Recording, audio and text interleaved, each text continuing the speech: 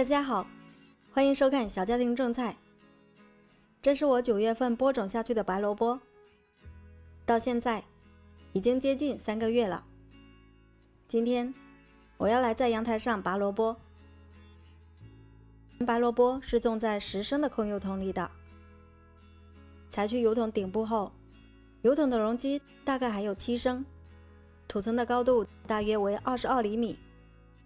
虽然容器不是很大，但是每一颗萝卜全部都顺利长大了。来一起看看第一个萝卜怎么样。轻轻转动萝卜，很容易就可以把它拔起来。第一个萝卜长得还是很不错的，看上去矮矮胖胖的，唯一的缺点就是底部有点不规则，有一点起根了。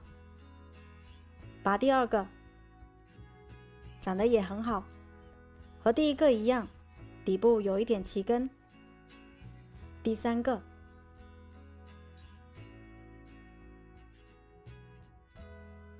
长得很完美，没有起根。第四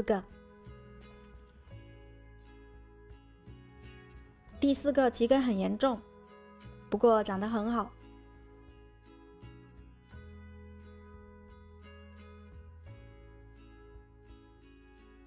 第5、6、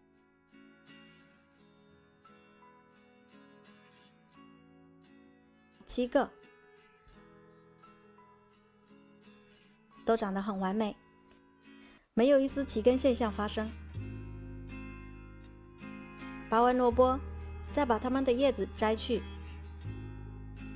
萝卜叶子是可以吃的，不过像我这种已经成熟长大的萝卜叶子就不是很好吃了。想吃萝卜叶子的菜友们，个人建议还是种一些萝卜小苗，专门长叶子吃比较合适。我打算让这些萝卜叶子做堆肥用。最后我们来看看这几个萝卜一共有多少斤。572克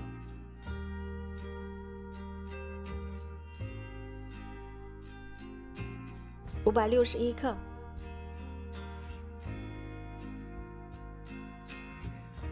727克，每个萝卜都有超过1斤。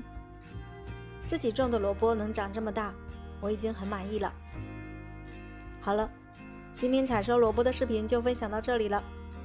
接下来我将分享一篇在空油桶上从种子播种开始，期间如何管理，直至萝卜完全成熟的视频。